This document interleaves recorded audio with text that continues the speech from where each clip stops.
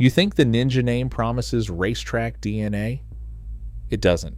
Buy expecting a baby ZX6R, and you'll spend the next year confused about your own disappointment, a feeling that has nothing to do with the machine and everything to do with what you assumed. That mismatch ruins ownership for riders who would have loved this bike. By the end of this video, you'll know exactly what the Ninja 650 really is and whether it's right for you. Search any Ninja 650 owners forum and one thread comes up again and again. Is something wrong with my bike? The rider describes soft suspension, engine vibration at highway speed, a lack of excitement, and asks if they got a bad unit. The real answer is almost always the same. The owner thought they were buying a sport bike. The actual product was a comfortable, efficient, middleweight, wearing sport bike clothing. Nothing was broken. The expectation was, here's exactly what's happening with this motorcycle, and later, exactly which used one to actually hand your money to. Where the name actually comes from. Here's a fact most shoppers never stop to think about. Kawasaki has never used the Ninja name to mean one specific type of bike. It sits on the ZX-10R, a pure supersport built for the track. It sits on the ZX-6R, a race replica middleweight built to chase lap times. And it sits on the 650, a bike that shares almost nothing with either of them except fairings, a headlight shape, and a family badge. That's not an accident, and it isn't false advertising either. It is a branding decision that has worked for decades, precisely because the name sells excitement regardless of what is actually underneath it. Kawasaki knows that Ninja moves units. What it does not do at any dealership is sit someone down and explain that this particular Ninja was engineered around a completely different mission than the ones on the posters. The buyer sees the name, sees the sport styling, and quietly assumes shared intent. That single wrong assumption, made in the first 5 minutes of shopping, is responsible for more disappointed owners and more premature resale listings than any mechanical issue this motorcycle has ever actually had. Zooming out, the middleweight market. Zoom out, and the bigger picture gets even clearer. The middleweight market, bikes generally in the 600 to 700 cubic centimeters range, built for real streets rather than closed circuits, exists because a huge number of riders quietly decided somewhere along the way that they did not want the compromises that come with a full supersport. They did not want their wrists loaded onto low clip-ons for an hour-long commute. They did not want a fuel range measured in minutes. They did not want suspension tuned so stiff that every pothole becomes a small negotiation with their spine. The Ninja 650 was built to compete in that world, the practical, everyday, live with it for years world, not in the world of 600 cubic centimeter race replicas chasing track records. Once you understand which fight Kawasaki was actually trying to win with this bike, every single engineering decision starts to make sense. It was built to outlive a ZX6R in daily traffic, outcommute one through a work week, and, as you are about to see, out-earn one in resale value too. Zooming back in, what you actually get. Zoom back in, and that mission shows up in nearly every spec sheet number Kawasaki chose. The seat height sits at 31.1 inches, low enough that a wide range of riders, including shorter and less experienced ones, can plant both feet flat and confidently at a stop, which matters far more to real-world confidence than any horsepower figure ever will. The riding position is upright and relaxed for a fared sport bike, not crouched and committed the way a track-focused machine forces you to sit. The 4.0-gallon tank, combined with real-world fuel economy that many owners report landing somewhere in the high 40s to low 50s miles per gallon range, means this bike can disappear quietly into a daily commute for weeks without a second thought about range or fuel budget. Curb weight lands around 421 to 426 pounds, depending on trim, manageable in a parking lot, forgiving in a U-turn, and unintimidating in exactly the low-speed moments that make or break confidence for a newer or returning rider. None of that is thrilling on paper. All of it is the reason this bike quietly outlasts more exciting ones in people's garages, but only if you buy the right one, which most people don't. Who this bike fits and who outgrows it. All of that adds up to a fairly clear answer on who this bike is actually for. It fits the commuter who wants something that looks good arriving at work and still feels relaxed after 45 minutes in traffic. It fits the newer rider who wants sport styling without the intimidation of a committed riding position and a knife-edge throttle. It fits the practical owner who cares more about fuel stops, comfort, and daily usability than about shaving tenths off a lap time nobody's timing. Where it stops fitting is just as clear. The rider chasing genuine super sport excitement, aggressive lean angles, razor-sharp throttle response, suspension that communicates every square inch of pavement will eventually feel the ceiling on this bike, and no amount of familiarity will raise it. Buy against that mission instead of with it.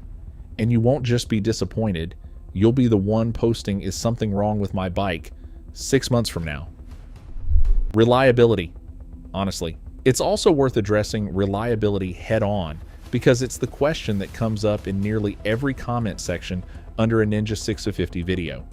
The honest answer is that reliability concerns around this bike get exaggerated far more than they deserve. There is no evidence pointing to any specific modern model year as one to categorically avoid, and there is no proven widespread failure pattern that should make a buyer nervous about the platform itself. That does not mean every individual bike on the used market is in good shape, plenty are not, for reasons that have nothing to do with the factory and everything to do with how a previous owner treated it.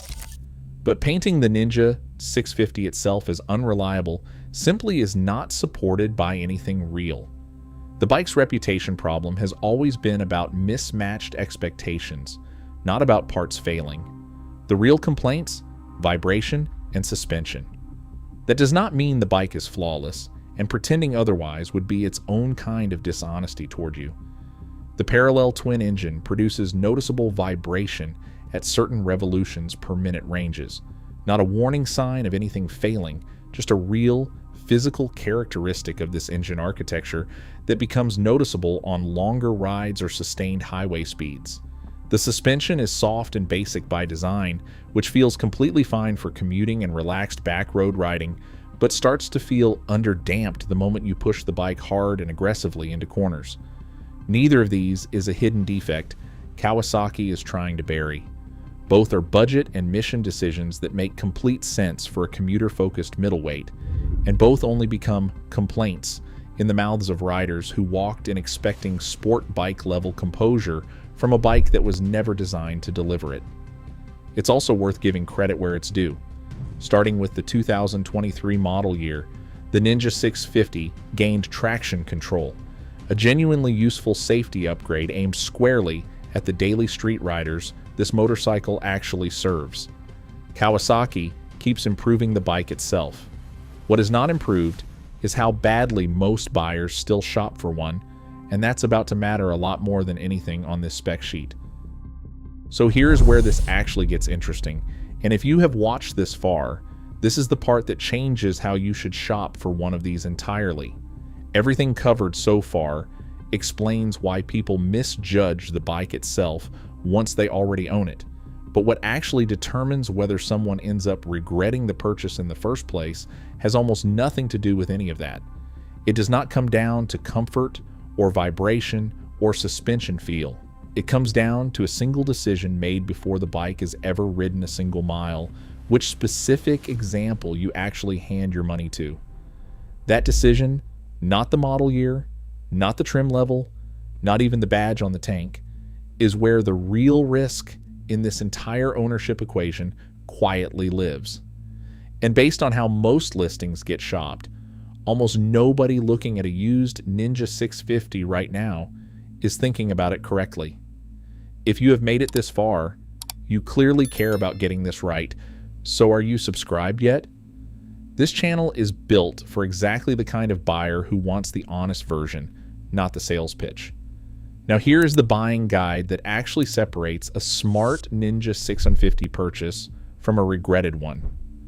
The buying guide: avoid the neglected bike.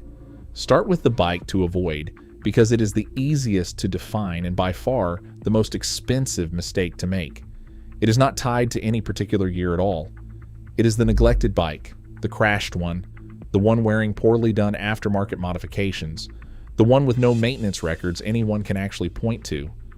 The cheap upfront price attached to a listing like that is bait, plain and simple.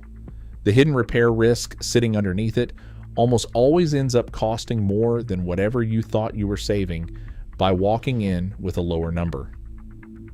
The uncomfortable truth worth repeating here is that the bad Ninja 650 is essentially never a bad model year. It is a bad individual motorcycle made bad by a previous owner who simply did not take care of it.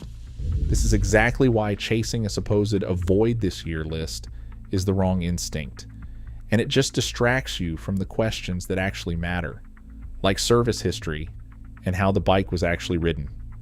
Acceptable, non-ABS. One step up from that is the acceptable option, a non-ABS model. It is cheaper to buy, and that is genuinely its only real advantage over the alternative. The trade-off is a worse long-term safety and value proposition, plain and simple, and that trade-off does not go away just because the sticker price looks friendlier. Non-ABS only makes sense as a purchase if it is priced meaningfully lower than the ABS equivalent sitting next to it, and only if you are consciously deciding to accept that trade-off going in rather than discovering what you gave up after the fact. Goodbye, new ABS. Above that sits the Goodbye, a brand new ABS model. At current 2026 US pricing, that is $8,199, a $600 premium over the $7,599 non-ABS version. For that $600, you get a full warranty, a completely known history with 0 question marks attached to it, and the exact trim, color, and latest features you actually want. That's the safe choice. It is not the smart one. And the smart one is the buy almost nobody actually considers. Best Buy, used 2017 plus ABS. A clean, used 2017 or newer ABS model offers the best value anywhere in the Ninja 650's range. It's modern enough to carry the refinement and safety improvements that actually matter to daily riders. And because so many of these were sold over the years, availability stays broad enough that patience gets rewarded rather than punished. The only variable that genuinely matters here is condition, which brings the entire buying decision right back to where it started.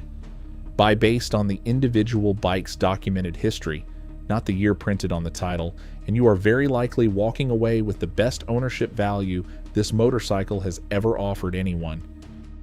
If you take away one thing from this entire buying breakdown, let it be this: stop shopping by model year and start shopping by maintenance history. That one shift in mindset will save you more money and more heartache than any amount of haggling over sticker price ever will. Drop a comment with the year and mileage of the Ninja 650 you're actually considering, and I'll tell you honestly what to look out for. The cost of getting this wrong. Now think seriously about what happens to the rider who gets none of this right from the start. They buy the bike expecting sport bike thrills. For a few months, the comfort quietly feels like a pleasant bonus layered on top of the excitement. Easy commuting, relaxed weekend rides, forgiving manners in stop-and-go traffic. Then, almost without noticing it, the excitement wears off faster than the usefulness ever does. They start comparing this bike to machines it was never built to fight in the first place. Soft suspension becomes, in their mind, a flaw, instead of the deliberate design choice it actually is. Engine vibration becomes a warning sign instead of a known, harmless trait of the platform. And eventually they sell a genuinely good motorcycle, quietly convinced it let them down, when the truth is they simply never understood what they bought in the first place. That is the real ownership risk of the Ninja 650. And it was never really about reliability or being underpowered, or being overhyped by a marketing department. It's about a rider's excitement outrunning their patience, outgrowing the thrill of a name before they ever fully appreciated the substance sitting quietly underneath it. The regret, when it shows up, isn't mechanical regret. It's the quiet, harder to articulate kind, the sense that the bike somehow failed to deliver on a promise, when the truth is, the promise was never made by the engineers, only assumed by the buyer standing in the showroom. Judged fairly, against the practical middleweights, it was actually engineered to compete with, rather than the super sports it merely resembles. The Ninja 650 holds up as one of Kawasaki's smartest boring motorcycles currently on sale. It won't win a bench racing argument in a parking lot. It will win almost every argument that actually matters after 2 years of ownership. Cost to maintain, comfort on a long day, confidence in traffic, and how often it's actually ready to ride instead of sitting in a service queue. The Ninja 650 was never a failed sport bike. It's a very good motorcycle that got judged by the wrong standard, by riders chasing a feeling the name promised instead of the ownership experience the engineering actually delivered. Most riders still think the badge should predict the personality. It doesn't. Not here. What changes once you understand that is simple. You stop shopping with the wrong checklist, and you stop blaming a good bike for your own mismatched expectations. The best motorcycle isn't always the one that thrills you on a parking lot test ride. Sometimes it's the one you forget to think about because it just works every single day for years. If this saved you from making the mistake thousands of Ninja 650 buyers already made, subscribe. The next video breaks down which other boring bikes are secretly the smartest purchase you'll ever make.